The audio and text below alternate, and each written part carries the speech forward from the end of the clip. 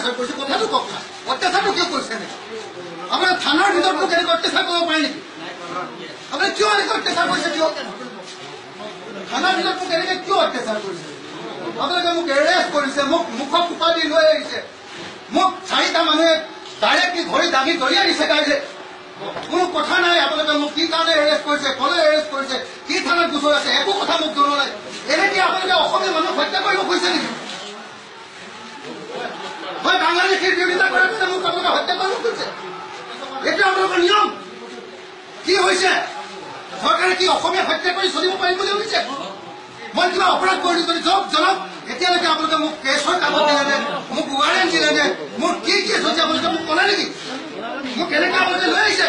আজি অসমত অসমীয়াৰ অৱস্থা এইটো আজি অসমত অসমীয়াৰ অৱস্থা এইটো এইটো অসমীয়া অৱস্থা অসমত আজি আপোনালোকে কওক মোক কেনেকৈ লৈ আহিছে এয়া অসমীয়াৰ অৱস্থা এয়া চাওক আপোনালোকে অসমৰ ৰাইজে চাওক এয়া অসমৰ অৱস্থা যিহেতু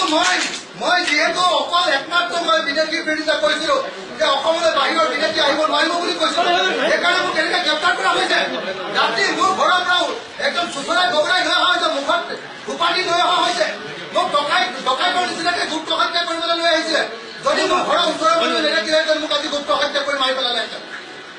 গুপ্ত হত্যা কৰি মোৰ মুখত এনেকৈ উপাধি এওঁলোকে লৈ আহিছে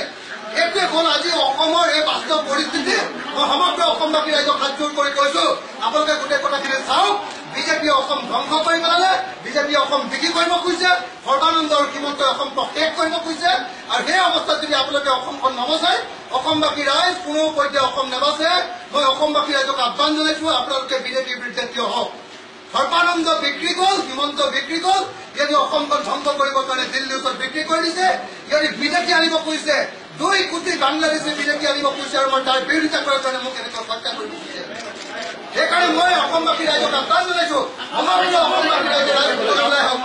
কি কৰিছে আপোনালোকে চাওক মোক কি কৈছে আপোনালোকে এবাৰ চাই লওক মোক এতিয়ালৈকে কি কেছত আনিছে কোন গোচৰত আনিছে কোন থানাত আনিছে একো এতিয়ালৈকে মোক দিয়া নাই ৱাৰেণ্ট একো দিয়া নাই এনেকৈ মোক হত্যা কৰিবৰ কাৰণে আজি অসমৰ